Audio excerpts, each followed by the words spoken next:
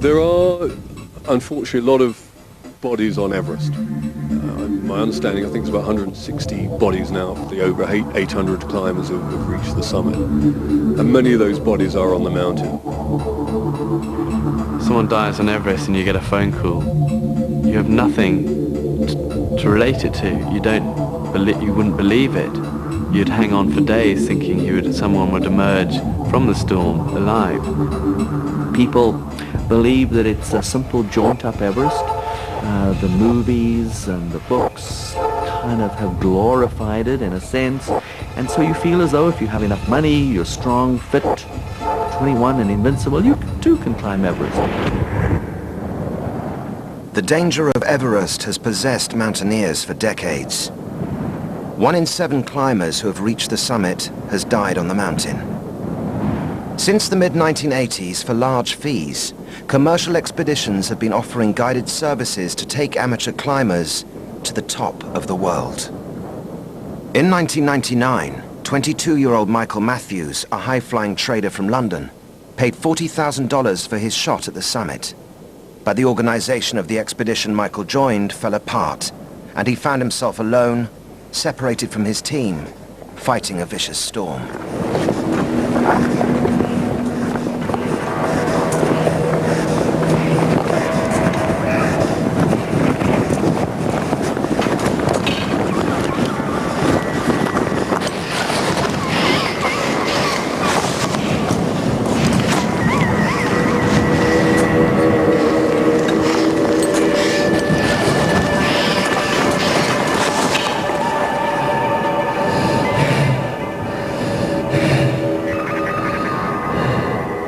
Michael Matthews became the 162nd person to die on Everest. To some, he was another inexperienced climber, caught out of his depth in a bad storm. But the other clients in Michael's team tell a different story.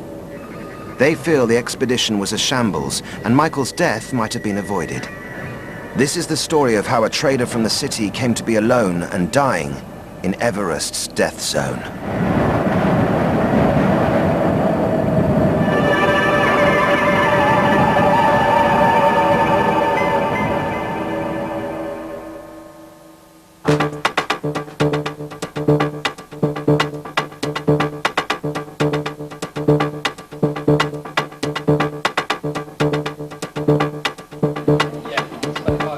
Trader gets there in the day, sees which way the market's going. When it does kick off, it happens very, very quickly. You have a split second to make a decision. Of the caliber of Mike walking through the door and getting it and just having that extra sense to do that little bit extra that you don't know where they get it from. He was probably one of 3 that have ever been through the door here. Mike had a gift for trading. He was making more than the rest of us, trading big positions. It was very difficult to tell whether Michael was up money, how much he was up, whether he was down or how much he was down. But he just clicked with it. It kind of came naturally to him. Before long, he was the top trader within the company. There was no flashness about him in any way. For other people who are buying Ferraris, Porsches, things like that, you know, I don't think that even crossed Mike's mind. That's not what he's in it for. Aged 22, Michael Matthews seemed to have it all. A job in the city that could earn him hundreds of thousands, a flat in the heart of Fulham, and a fast-paced career that was the envy of many. But one day at work, a magazine article would change Michael's life forever.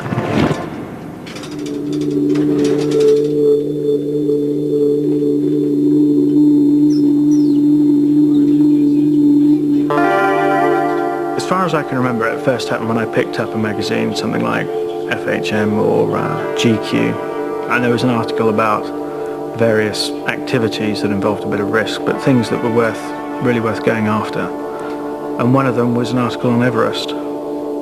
I knew that Mikey had done some climbing as well, so we had a little bit of a common interest. So I just went down to his desk, threw the magazine on his desk and said, "Do you fancy doing that?"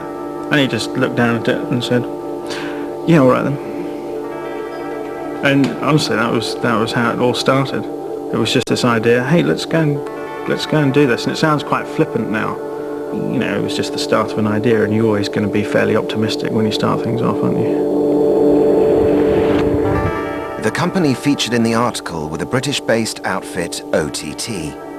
They ran commercial expeditions all over the world. At $40,000, Everest was their most expensive. OTT had an excellent track record of getting clients successfully to the summit and had never lost anyone on the mountain. Some of these teams now are making huge amounts of money.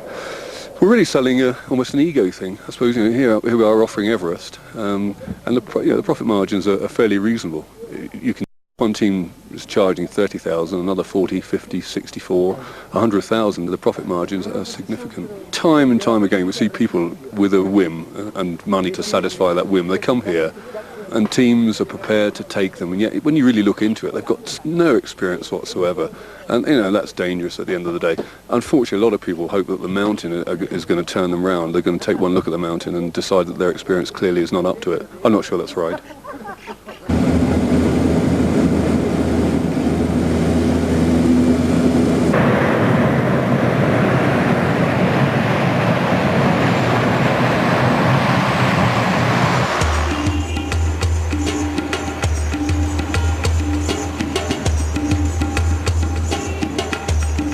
Michael and Jamie arrived in Kathmandu, ready to go for Everest.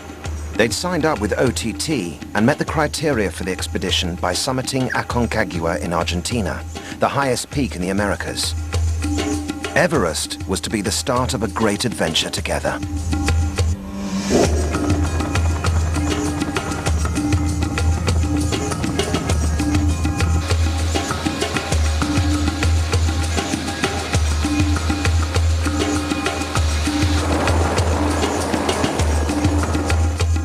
On their 1999 Everest expedition, OTT had signed up 13 clients, each paying a minimum of $40,000 for a shot at the summit. Over the first 2 weeks, the clients trekked through Nepal to Everest's base camp. For Jamie and Michael, it was freedom from the city. How much you pay? How much you pay? We paid How much you pay? 1 rupee, Mike. 1 rupee. And that's too much. Michael was very exuberant, lively, larger than life. He just was such a nice, natural, down-to-earth young kid going on a great adventure. And I think that's what I liked about him. You can see little bits of Everest from about 7 days out from base camp. And that's when you start to realize this thing is really high, really, really high. After 2 weeks trekking, Michael and Jamie reached base camp on the Khumbu icefall. As OTT began to set up camp, they had a chance to get to know the other clients. Among them were a Canadian team, Dr. Dennis Brown and cameraman Dave Rodney. Katja Starchas from Holland hoped to be the first Dutch woman to summit, and John Krellin from the Isle of Man was a novice climber, who, like Michael and Jamie, had climbed Aconcagua. To many of the other guides on Everest that year, the mixture of OTT's team could be a problem. I think OTT that year were a fairly diverse bunch of characters, there's no doubt about it. They were all after different things, but that was what they were confronted with. They had to, by and large, not work together much, but climb together, and that's quite difficult. That produces, with such a diverse bunch of people, all sorts of other pressures, and you could see that bubbling up. From the very beginning, right in Kathmandu, I was very alarmed that we did not have a team meeting. There was no team meal, there was no introduction, this is this person from this place, and here are the other teammates, and tell us a little bit about yourself. At base camp, for the first time, we had all of the climbers together, and it was very obvious that we had two teams. Now, I had not realized that, and I personally thought the whole thing was quite unwieldy. I was really concerned about the fact we didn't have team meetings every day, because I think there are so many important issues to talk about. And then finally also you're thinking, I'm not a leader, I'm just a participant. Well, if this is the way we are doing the expedition, if this is the way, well, so be it.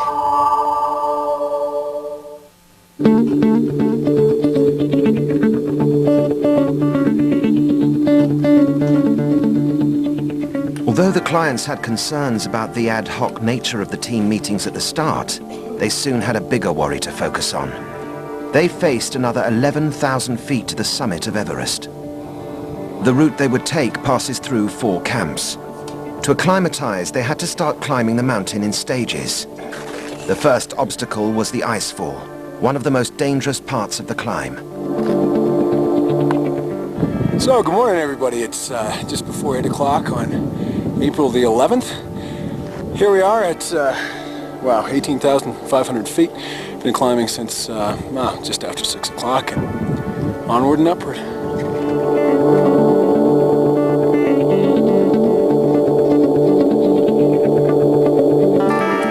Although climbing on ice was new to Michael, he mastered the technique of the icefall well, and over the first couple of weeks, the OTT team made good progress in acclimatizing. Nicely done, Mikey. Good job, Mikey.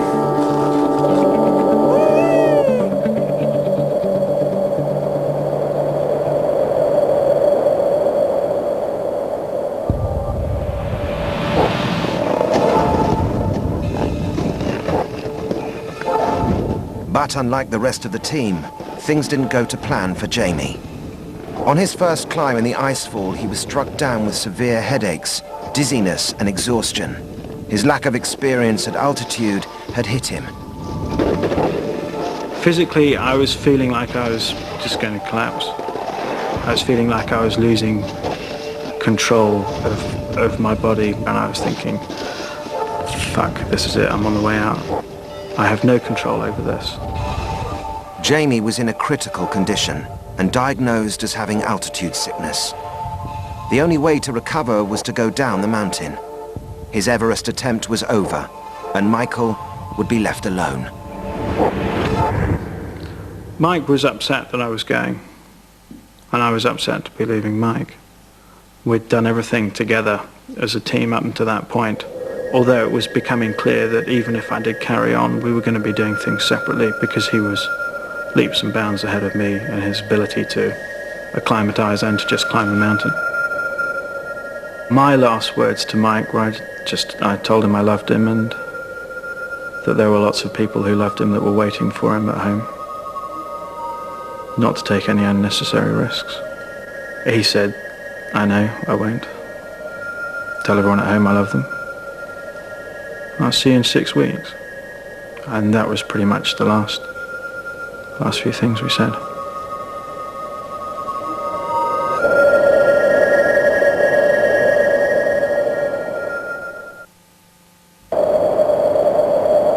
When Jamie left the Everest expedition, Michael had to put the loss of his best friend behind him. The team had finished acclimatizing and were about to begin a summit push. But unbeknown to the clients, a problem had emerged with the oxygen they would be using higher on the mountain. The team leaders at base camp were just becoming aware that it could jeopardize everyone's expedition. I first realised there was a problem about oxygen in 1999 when the oxygen arrived late at base camp, and I was co-located with Henry Todd, who was supplying oxygen to many teams on the mountain. And there was this sort of strange huddle where Henry and his guide Andy Lapkus would go off into the tent for almost 2 days. Clearly there was a problem, and we weren't told at the time what that problem was. It later became apparent that when they tested the oxygen bottles, when they tried to fit the regulator to the bottle, it wasn't working. Henry Todd had been supplying teams on Everest with oxygen for many years. The industry standard was Poisk, the Russian bottled oxygen and regulator. But in 1999, Todd had a mixture of bottles on Everest. Some were the smaller Poisk ones, but others were bigger American and British bottles. The problem Todd had was the Russian Poisk regulator didn't fit the bigger bottles.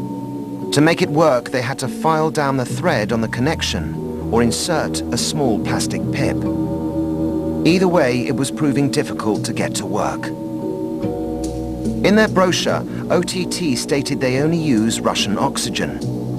That year on Everest, the expedition leader was John Tinker. Now, he was faced with a potentially dangerous problem. Clearly OTT had a big problem with this. John Tinker in particular was very angry that he was getting oxygen that wasn't working. Throughout OTT's acclimatization climbs, Sherpas had carried the oxygen bottles and stored them at camps 3 and 4, ready for the summit push. When John Tinker found out about the problems, it was too late. The mixture of Russian and adapted bottles were already high on the mountain. Of course there was always the option to call a mountain expedition off, but you were dealing with people who were desperate to climb that mountain. The chances of them accepting that decision were limited. At base camp, it became clear to us that the oxygen system was undergoing certain alterations. But we didn't know exactly what, because we were assured that everything was going to be fine. Slightly different system, but it would work perfectly. The oxygen equipment I thought we were going to use was, as they'd stated in their, as it were, their itinerary. It was the latest Poise system, the reliable oxygen system. Some of the clients felt Tinker hadn't told them the whole story about the oxygen. They wouldn't find out about the adaptations to the bigger American and British bottles until they were higher up the mountain. Unaware of the problems ahead, Michael and the first team of clients eagerly set off through the icefall for their summit bid up through camps 1 to 4.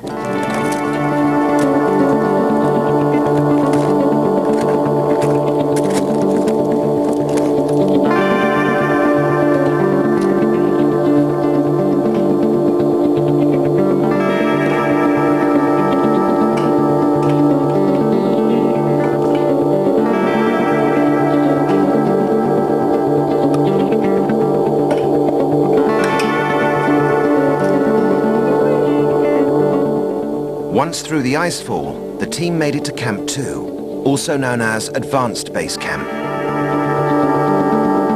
It was here that guide Nick Kikus introduced them to the basics of how the Russian oxygen system would work. I filmed Nick Kikus explaining the oxygen system at Advanced Base Camp. Graduate from 1 to 7. That's litres a minute. Immediately to his left is Michael Matthews. He's describing how a Poix system would work and how things would work with this American system, which is basically the same. That just connects in. Again, it's just a sort of spade clip, pushes, and it's in position. This is your chance to breathe some free oxygen, Mike. After explaining the Russian system, Kikus went on to tell the clients of the adaptations to the bigger American and British bottles. But some of the clients weren't happy. There were different levels of ease and unease. I was quite uneasy, but this whole bottle issue of trying something twice the size of made from a different system in a different country, I didn't like the idea at all. And other people were blissfully naive. I don't know if in advance there was something known about the oxygen problems. To my knowledge, it appeared only in Camp 2 that there were problems. So I was surprised when they said, oh, we've had a change in oxygen cylinders, but it's going to be to your advantage. It was made out to be that these cylinders would last longer and be just as good. So it's the last day of April. We have exactly 1 month to finish this off. It's been a rest day, although there's been a fair bit of nerves, which has made it not so restful.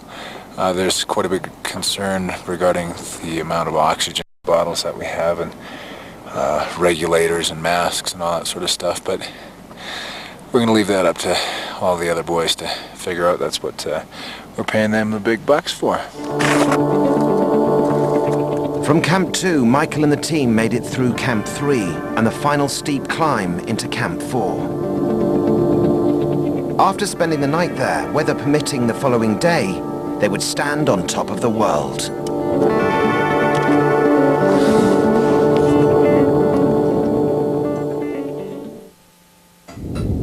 But by the next morning, the situation had drastically changed. Overnight, expedition leader John Tinker had suffered a minor stroke, and team doctor Dennis Brown decided he must go down to safety. In the confusion, Michael and the whole team were ordered down by Tinker and Nick Kikus. Their summit bid was over. the story that I got from John Tinker was that he'd had episodes of numbness, tingling, a little weakness, mainly affecting his face. I was concerned that he could possibly have suffered a small transient type of stroke. I was alarmed enough to say that I think we should be going down. We were coming down the Lhotse face. At one stage we stopped at Camp 3 and I said, I don't know where Dave is. This is a bit strange, and we waited and waited and there was no Dave. So we got on the radio to try and find out where he was, and we found that he'd stayed up at Camp 4. I thought, okay, we've got 35 Sherpas on the team. We have a number of guides on the team.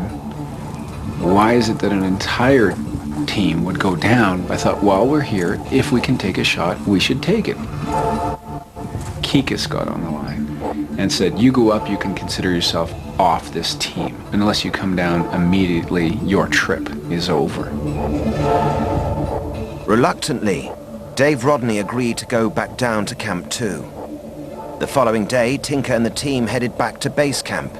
But once again, Dave Rodney refused to go. He understood the plan was to take Tinker back down and then head back up, as the weather looked good for the next few days and a summit bid was still possible. Rodney was sharing a tent with Michael, and together they decided to resist Nick Kikas' decision and wait at Camp 2 for the team's return. Why should we go 6 kilometers back to Camp 1, descend 1,000 vertical feet, then descend very, very perilous 2,000 vertical feet more through the Khumbu icefall, and just come right back up and do it all over again? That didn't make any sense. But one day turned into 2, turned into 3. It was a number of days. Mike and I were at Camp 2. The others were down below. My feeling is a number of people on the team were a little jealous that we didn't have to take that extra trip back down. At base camp, Tinker's condition hadn't improved. And after a full examination, Dennis Brown advised him that he should return home to England to get hospital treatment. As Mike and I were sitting at Camp 2, we were made aware that John Tinker was going back to England. Nick Kikas was in charge. We're thinking we might just sit it out and wait for you guys to come back up, over. It must have been about day 5. Bad weather reports coming in. So because we were told there was a 5-day weather forecast that was absolutely terrible. No way would there be a summit attempt. So it was no uncertain terms that Mike and I must come down because of this high wind 5-day weather forecast.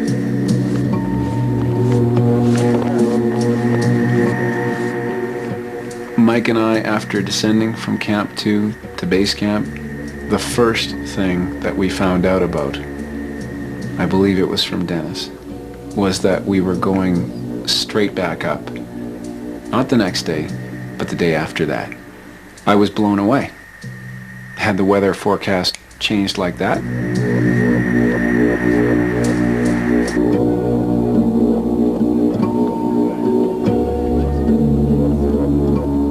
At base camp, when Dave Rodney and Michael found out the weather had improved and they were going straight back up for a second summit push, not only were they tired out from the descent, they also felt a change in the atmosphere now that expedition leader John Tinker had returned to England and Nick Kikas was in charge. All I know is that the mood of the camp was that Mike and I were somewhat ostracized. Didn't have any words with Nick Kikas or any of the other guides. The feeling simply was that Michael and I were on the outside. Whilst Michael and Dave Rodney had stayed at Camp 2, the rest of the team had had 5 days more rest at the lower altitude of base camp.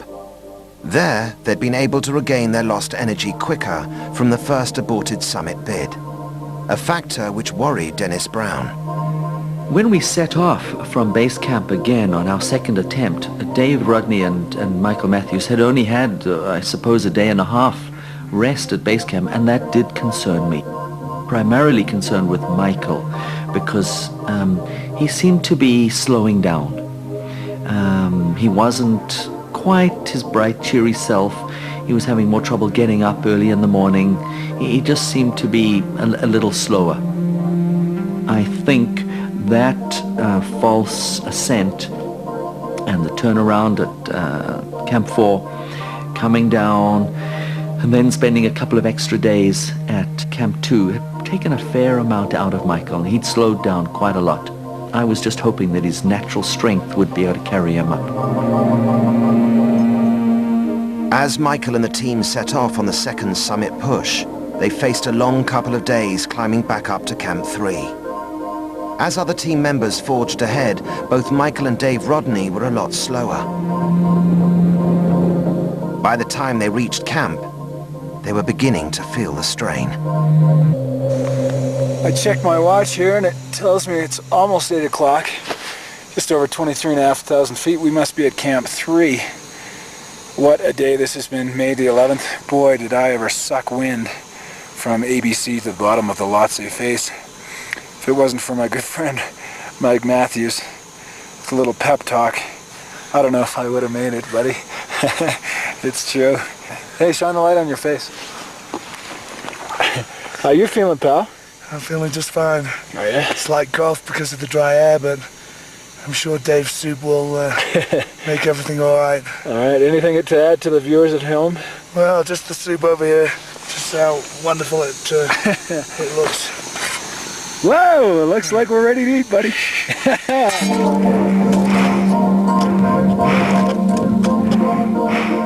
Leaving Camp 3, the team made it up to Camp 4 at 26,000 feet. Once again, they were close to the summit and now inside Everest's death zone. From here upwards, the body can no longer adapt to the altitude. They would need to use oxygen. But some of the clients were concerned that the adapted American and British bottles wouldn't work. So I went over to the Sherpa climbing leader, Lak Pagelu. I said to him, "Can I take a bottle of oxygen and make sure it's working?" He said, "Help yourself." So I try one and it's not working. I'm sucking on it. It's like a plastic bag. Nothing coming through. I try another. It's not working. And a third. The same. It would screw in, but no air would come out of it. It would connect, but no air would come out. No oxygen would come out. So then I'd go out and get another cylinder, which I thought I'm doing something wrong here. He finally finds one. Yeah. And Lak Pagelu gives me a big black felt tip pen. And he says, "Dave, could you please put your name on it? Because this bottle worked with my regulator and mask." I start to put my last name on there. And out of the corner of my eye, I see someone approaching me very, very quickly. Something over their head. It's Nick Kikas with an oxygen bottle ready to bop me over my head. I see this. I'm sprinting across the south col of Mount Everest. I turned around and I said, "What are you doing? I demand an explanation." There was a terrible scene outside our tents, actually probably 50 or so meters away, and they were screaming and shouting. And it was obvious that Nick Kikas was chasing Dave Rodney. And we just looked out and we couldn't believe what was going on. The two of them were shouting and screaming at each other. And then Dave came back to the tent and burst into tears. It was very traumatic. He was emotionally devastated, very upset, and incredibly angry.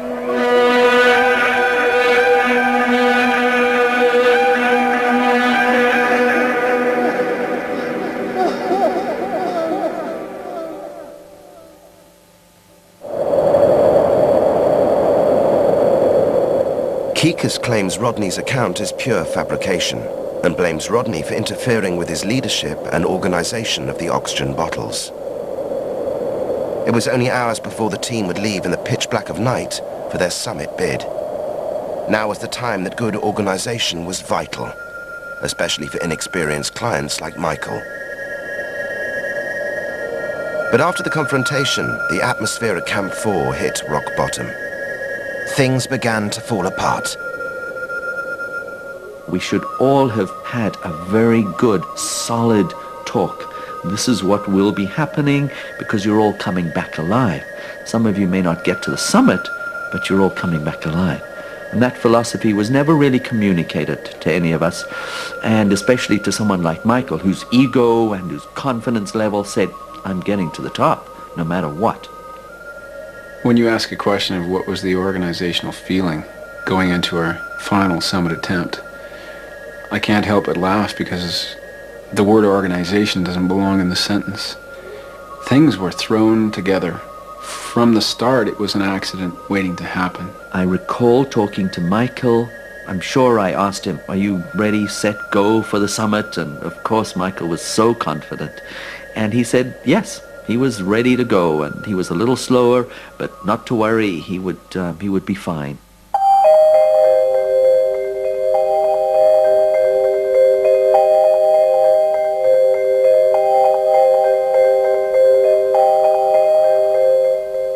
Dear James and Ferg, lots of sun, sex, sand and surf and sangria. Wish you were here. As you can see, the clubs, pubs and chicks are everywhere. Okay, so I finally cracked. On a serious note, Team 1, with 8 members, have finally fully acclimatized after sleeping at Camp 3. And we are hopefully going to start our summit bid in a few days. Therefore, knock on wood, I shall see you sooner than expected. Give my regards to the rest of the crew. Lots of love, Mike. Mike called us and sort of said to us, you'd be amazed what's going on here. I can't wait to tell you everything that's happened. But he didn't actually say anything specific. I remember hearing Mike very exasperated, saying that I wouldn't believe it when he was able to come and sing, when he'd be down and recovering and to tell us the stories that he said, you just won't believe what's going on up here.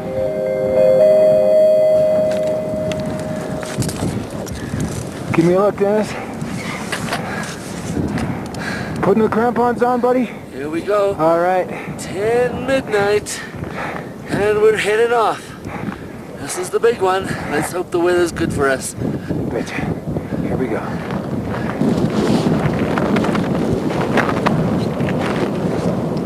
Just before midnight on the 12th of May 1999, Michael and the rest of the team set off for the summit of Everest.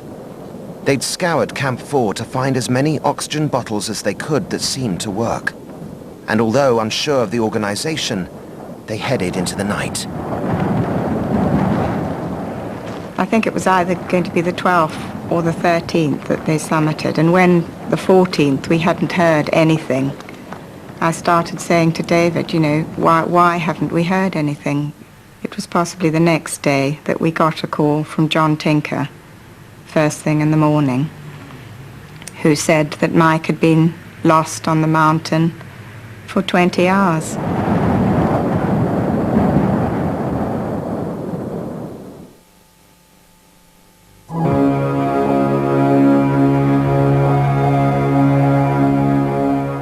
Michael and OTT Summit Day had gone badly wrong. From the start, the weather conditions looked good.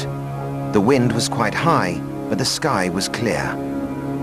After climbing through the night, the first clients reached the summit just after 9 a.m. I thought, this is fantastic. I'm getting my chance, despite all of the problems with OTT. Whether they be oxygen or logistics or communications or sweeping or whatever, I'm actually getting my chance. And I got to the top, and the first thing that I did was I sat down in the snow and just enjoyed the moment. The most emotional moment was not arriving on the summit, but it was just before the summit. It was the moment I thought, there is the summit, I'm going to make it, and I can't climb any higher on the world. I was taking 2 or 3 steps at a time, collapsing on my ice axe, and then dragging myself up another 2 or 3 steps just to collapse again.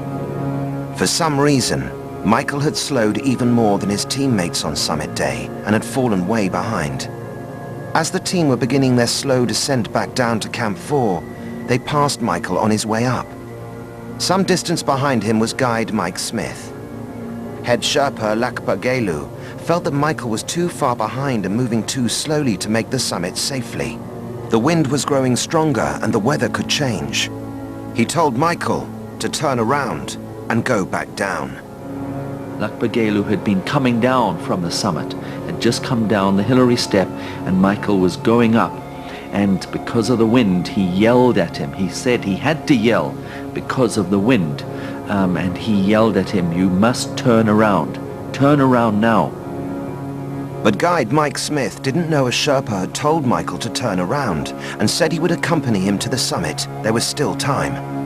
By now, Michael was less than 400 feet away, and he said he wanted to go. In one sense, Michael is being told to turn around by a Sherpa, but a guide is saying, "No, I'll come with you to the summit." I mean, it seems very obvious that Michael would leap at that opportunity to go up to the summit with a guide. I mean, gee, it sounds pretty safe and secure. But within the next couple of hours, the weather began to change severely, and the wind grew a lot stronger. I knew, just looking at the weather, feeling the wind, that the conditions were changing. I could see the telltale wind hitting the top, the summit ridge, and I knew once you get caught in that wind, you're in a lot of trouble. Well, we had a very traumatic descent back down to Camp 4. Very high winds, deep snow, we could hardly see, there was spindrift blowing around, it was very cold. I'm sure the wind was well over 100 miles an hour and it was 40 below. I kept looking over my shoulder, hoping and praying that Mike and Mike were coming back safely, very quickly. But every single time I looked up to the south summit, I didn't see any of them. And as I've said, this childhood dream was quickly turning into a nightmare. I thought, oh no.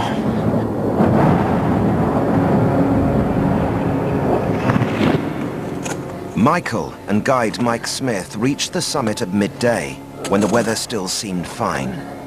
Michael, though exhausted, had made it to the top, the youngest ever Briton to summit Everest. Mike Smith took photographs of Michael, checked his oxygen was working, and they began their descent. But Michael began to slow drastically. The wind grew stronger, and the storm blew in. Before long, Michael and Mike were caught in winds of over 100 miles per hour and in whiteout conditions.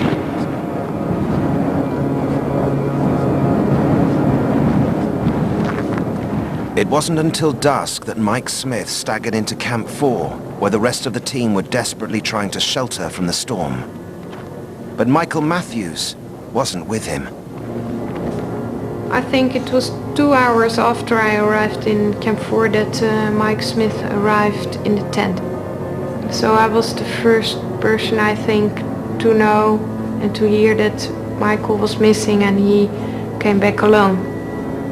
It was a terrible moment, but he said it as a fact, but also a little bit hopeless. I can remember only that I was asking Mike things and that I was thinking a little bit, but it can't be possible that a guide is leaving the client.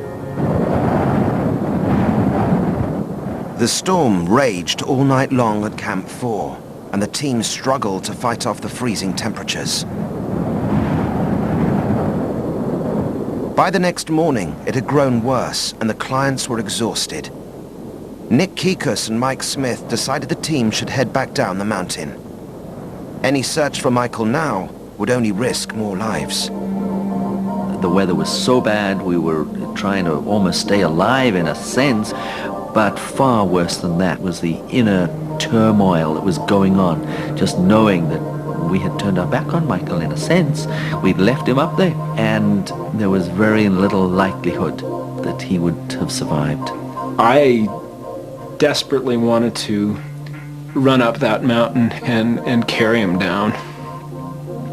And my teammates quickly convinced me that it was already too late, that there's no way that he could have survived the night. By now, the OTT team had fallen apart. The clients wanted answers. They'd been told that Michael had slowed dramatically fighting the storm.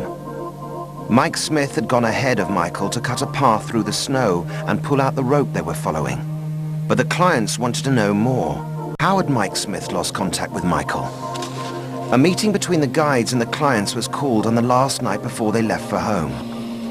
Even though he was expedition leader, Nick Kikus wasn't there.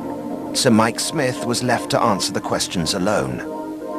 Mike Smith's report was that somewhere below the cell summit and before the balcony, he looked back and couldn't see Mike.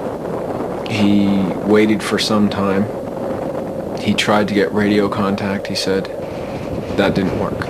He tried to go up, but because of the wind, 100 miles an hour, minus 40, the amount of snow that had fallen, he said that it was like a treadmill, and he couldn't get anywhere.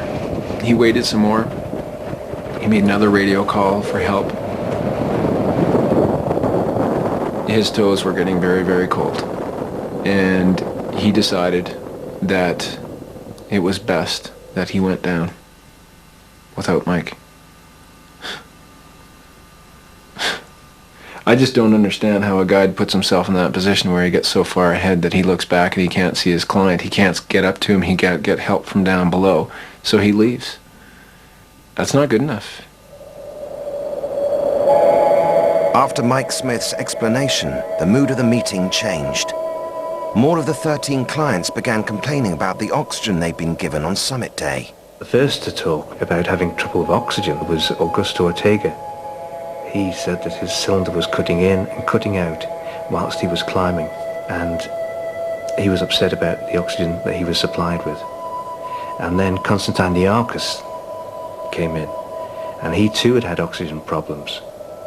And it just went on from there. Everybody was complaining about the oxygen they were given.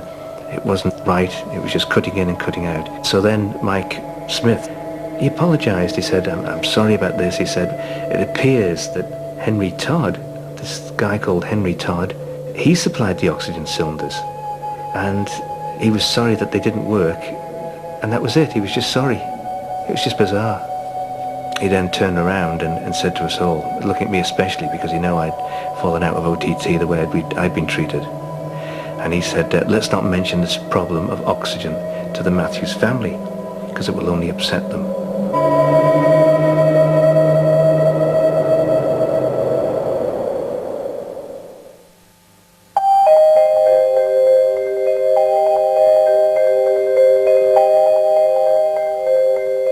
We would overdo the phone call, and it was weighing greatly on his mother's mind. And then the phone went. It was John Tinker, and I greeted him quite cheerfully because I felt he was going to ring and say that all was well and Mike was down and they'd done it.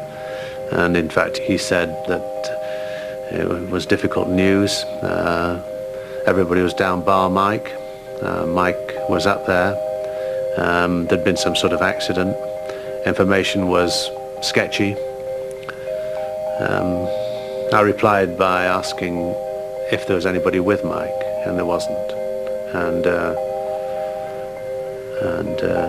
the weather was very bad. So, there was that, realization that it couldn't be worse. Well, straight away, I knew that he was dead, and I felt John had waited and rang when he thought that there was no more hope. What happened in the next day or two after Michael's disappearance was that we talked a lot to John Tinker. He said he'd had a word and he wrote to us about this. He'd checked into things and he was pleased to be able to tell us OTT had been fine on the hill on the day. There was no problems, etc., etc. To try to find out more about Michael's death, the family then met with John Tinker, Nick Kikus and Mike Smith. Again, they were assured that the team had operated well on Everest. The danger of the mountain had killed Michael.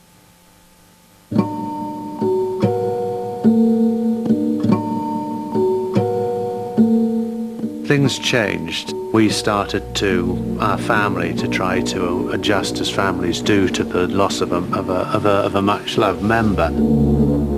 It was very early one morning. Telephone went, and this voice came on, and you don't know me, my name's John Crellin, but I was on the climb with Michael. I've reason to believe that you've been told a load of rubbish about the circumstances, and I just wonder if you know that there were major problems with oxygen on that expedition. David was upset, but he composed himself well. He said, I knew there was something wrong out there. He said, when I had my meeting with OTT, there was just something in the air. I just knew. I knew in my bones as an old dealer that I knew it was fishy. I knew there were things that I wasn't happy about. I started to ring round, and I spent days doing this. I contacted pretty well everybody who'd been on the climb. I mean, I got Dave Rodney and Dennis Brown and so on, straight people. The incredible thing about it was that all of the client climbers on the OTT 1999 Everest summit bid in May said one thing, and it was completely the opposite of what the OTT John Tinker, Nick Kikas, Mike Smith story was on the other. Just the opposite.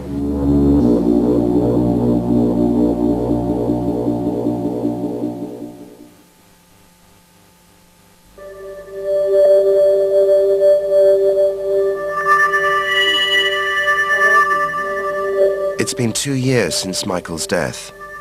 OTT, now called Alpine Mountaineering, maintain their team of guides operated professionally on the mountain. They say the storm killed Michael. An inquiry by the British Association of Mountain Guides found their guides had acted according to professional standards. But the families' and clients' concerns about the oxygen and team organization still remain. In Michael's memory, the Sherpas built a memorial close to base camp.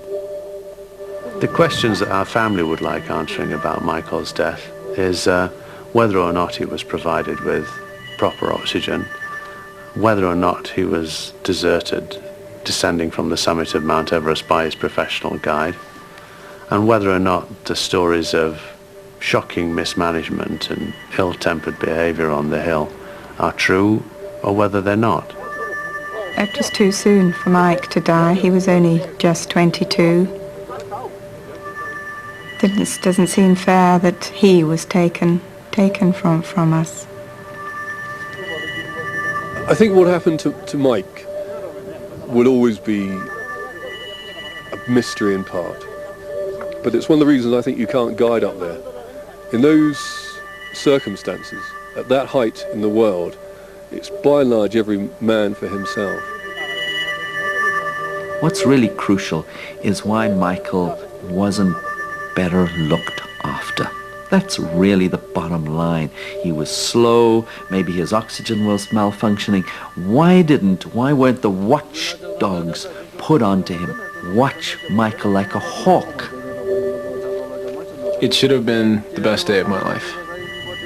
And Mike's.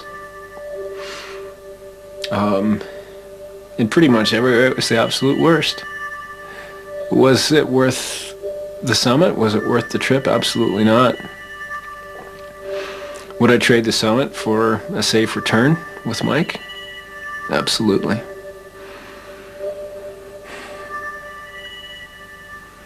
But I can't.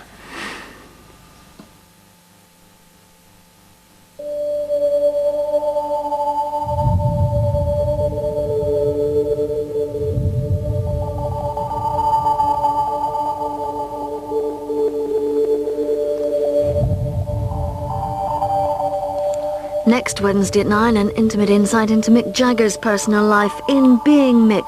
Check it out in a moment. Next on 4, Antoine gives us access to Eurotrash.